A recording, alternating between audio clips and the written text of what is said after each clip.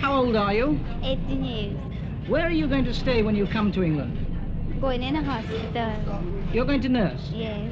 Will you tell me, madam, is this your first trip to England? Yes, this is my first trip to England. Where do you come from? Jamaica. Have you brought your children with you? Yes. How many? 5 children. And your husband? My husband is in Britain. How long has he been? 3 years and 2 months. Can you tell me, how old are you? 14. Is this your first time in England? Yes. Are you coming to join your parents? Yes. Where do they live? In London. Those of us who have studied this question at close quarters are increasingly fearful that an intractable racial problem may be introduced into Britain and may become, if we are not careful, endemic.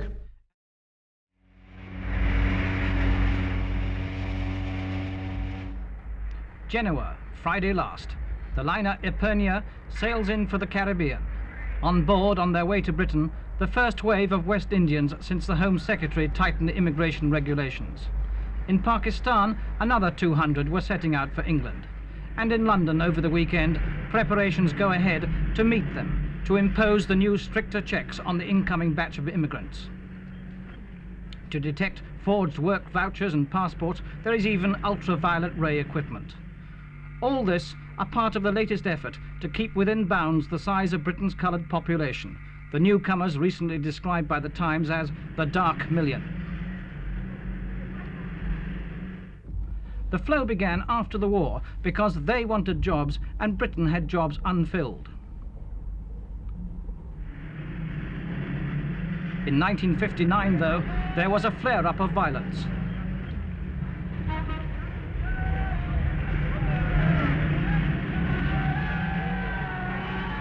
It was quickly and firmly stamped out, and the number of coloured people coming to Britain steadily increased. In 1959, 21,600 coloured immigrants came to Britain. In 1960, the figure almost trebled to 57,000, and in 1961, an all-time record of 136,400.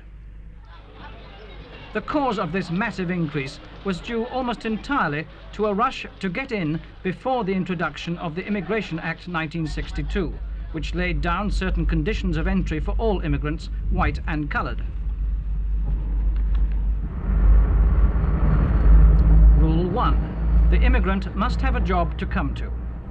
Bus drivers and conductors, railwaymen, labourers, coloured immigrants soon became essential workers in Britain's economy.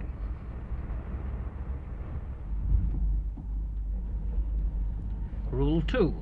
If he hasn't got a job to come to, the immigrant must have a skill or a profession. Doctors, nurses, dentists, building craftsmen and women shorthand typists, these people were welcomed. Rule 3. The Act allows in only a limited number of non-skilled immigrants without a job to come to, and at present this quota is oversubscribed. In 1963, the immigration figures jumped to 66,000, and last year they went over 75,000. This, in turn, has led to an even greater demand for housing, and it is largely this factor, the housing shortage, that has forced the coloured immigrant problem into the open and made it one of the most important political questions of the decade.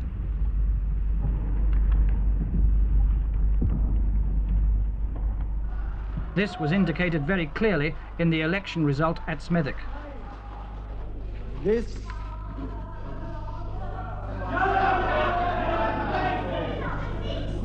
This is what grieves me. This election has been fought on one side almost wholly on the question of immigration.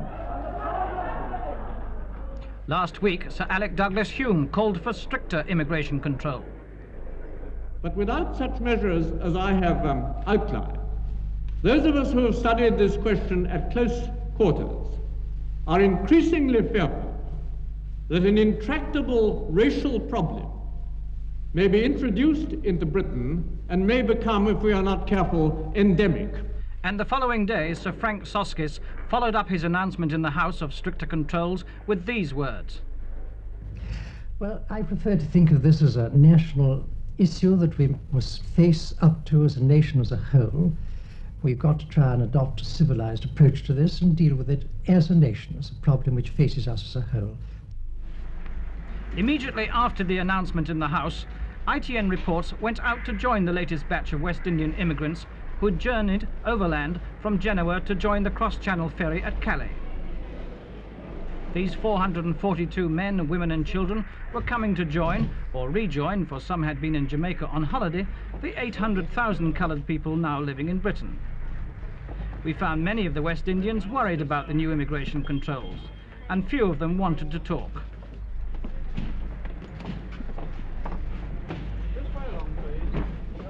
We heard in the House of Commons the other day that there were forged passports being used. Have you ever heard of this happening? No, not to my knowledge, no. As far as you know, there aren't... No. Yet, I don't think that sort of thing could really go on in Jamaica. I don't think so, not for one moment. Why not? Well, they are more strict in Jamaica with the immigrants coming into England than what they are here. They are... Yeah, on the they boat are... and the immigration authorities here are not as strict as the ones in Jamaica. No, I shouldn't think so. So if you get through the immigration officers in Jamaica... In Jamaica, you're quite lucky. You're safe to get through here as well? Yes, quite safe. I think that is quite safe. If they get through in Jamaica, then they will get through here. And then they said you could come to England to train to be a nurse? No, well, I got a test first. What kind of test did you have? In first aid. What was the test for? Well, to see if you could be a proper nurse or... What sort of questions did they ask you? Oh. Well, questions are such as bandages and things. Sorry? Bandages and... Questions about... Have you any experience of nursing? A little. How old are you? 18 years. Where are you going to stay when you come to England? Going in a hospital. You're going to nurse? Yes. What did you have to tell the authorities back in British Guiana when you wanted to be a nurse? Oh, I had to go to ministry, apply, and I had to go to ministry, some interviews, 2 interviews. Then I wrote in England and get reply. So fix up the travel. What did they ask you in the interviews? Why I like to become a nurse. Why do you want to become a nurse? I like it. Why do you want to become a nurse in England? I would like to go to England, interested in nursing. Sorry? I'm interested in it. In nursing or in England? Yes. In England? Yes. From the moment the boat left Calais till it reached Dover, the immigration officers rigorously screened the passengers. The questions were put kindly, but the answers were listened to keenly. Already the Home Office's new instructions were being strictly carried out. Many of those coming ashore were wives and children of men already working here. But with them too, in future, there will be a stricter check, particularly on children's ages. Even after landing, for some, there were still questions to be answered. Question, why have you come to England? Question, how long are you planning to stay? Question, what address will you be living at? Question, whose address is that? Under the new rules, holidaymakers are given a time limit. If they are still here after that, they may be deported. Also at the weekend, the 200 Pakistanis arrived in England. The Home Office estimates in the last 2 years 10,000 immigrants have evaded the Immigration Act. So I put this to Mr. Alavi, a Pakistan immigration expert. In fact, it's not a proved figure of a net inflow of only coloured immigrants. In fact, it includes also Australians, New Zealanders, Canadians and other white Commonwealth visitors from other white Commonwealth countries. It includes all kinds of people, and until one has a full breakdown of this figure, it's very difficult to say what exactly we are talking about. As far as the workers' vouchers go, we hear that stories of a black market in these vouchers. Does this go on? In vouchers, yes. See, the number of vouchers which are issued by the British authorities is very limited, and the number of immigrants who want to come to this country, of course, is much larger. And there has developed a black market in these vouchers, and criminals who go to adopt various devices, in fact, to apply for these vouchers and obtain them, they are able then to go around the villages and flog these vouchers. This does not mean that the machinery of control itself has broken down or in any way is undermined, because the numbers, overall numbers, are still restricted by the numbers of vouchers which have been issued. But it does mean that a lot of poor intending immigrants are exploited by these criminals, and a price is extorted from them before they can get the vouchers. I do believe that many years ago, when restriction was not by vouchers issued by the authorities here, but when restriction was by a limitation on the number of passports issued by the government of Pakistan, that there were people who helped immigrants to obtain even genuine passports, and then the illiterate immigrant was told in fact that they were not genuine, they were in fact forged passports, or of course in other cases where they were in fact given forged passports. Now these immigrants were in fact blackmailed, and a protection racket did exist. Do you think people are still coming in on forged passports or borrowed passports? I don't believe there is much in the way of forged passports, simply because a man has to have a voucher to be able to come here at all. And any man who obtains a voucher is entitled in Pakistan automatically to get a passport from the authorities without any payment to be made. So in fact there is no incentive to forge passports anymore for that reason. Yeah. It is possible that there is still some rackets in returning immigrants who are entitled to return on their own passports, passing on the passports to other people. But this sort of thing I don't believe is a very large, in magnitude. How much does a work voucher sell for on the black market? This is very difficult to say, because people are not always forthcoming on this sort of thing. One understands that the price may sometimes go as high as 150, 200 pounds. And how can the ordinary Pakistani worker afford this? Well, now the people who come to this country from Pakistan, they are not unemployed peasants or unemployed workers who come. They simply can't afford the amount of initial capital outlay that is required for him to be able to come at all. Most of the people who come are lower middle class people, some people, the yeoman farmers, you might say, who have some land, some property, who are then able to sell this land or mortgage this land and raise certain amount of money. They come here with the sole purpose of working for a certain period, saving money, and going back home with a certain amount of accumulated capital. The West Indians are through emigration and by now on the train to London. Will you tell me, madam, is this your first trip to England? Yes, this is my first trip to England. Where do you come from?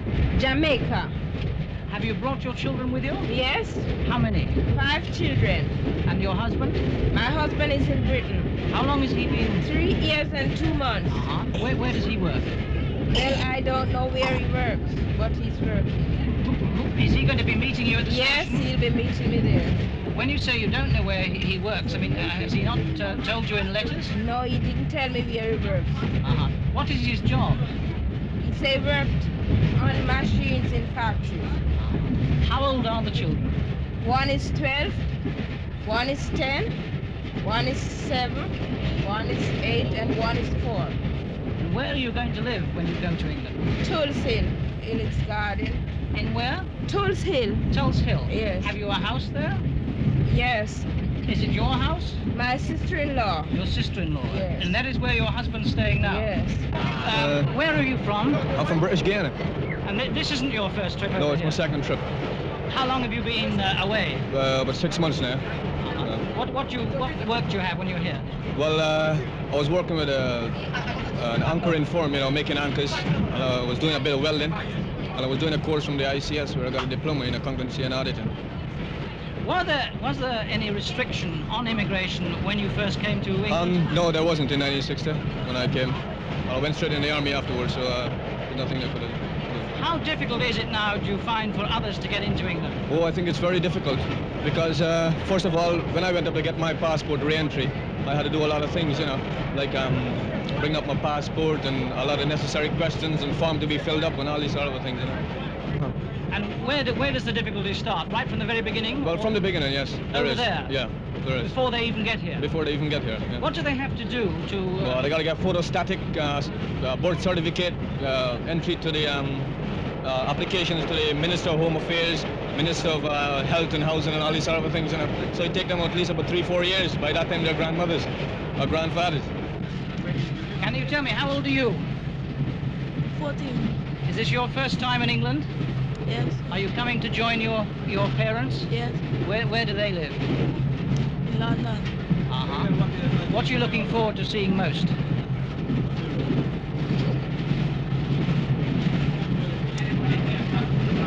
You don't know. Have you got any other brothers and sisters with you? Yes. How many of you are there? One brother. Just one brother. You come over on your own? Just the two of you? Yes. How old is your brother? What's that? How old is your brother? 15. 15. And nobody came with you? No. Oh. And how big is the family you're going to in London? Is your father, your mother, and 2 others, or any others? No. No others. Uh-huh. How long have your parents been over here? 5 years. Really? And you haven't seen them for 5 years? You must be very excited tonight then. Yeah. Good. Victoria Station, the end of the line.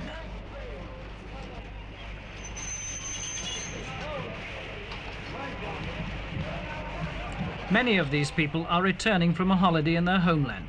But for some, including the mother with the 5 children, this is the beginning of a new life. A very different life from all that has gone before.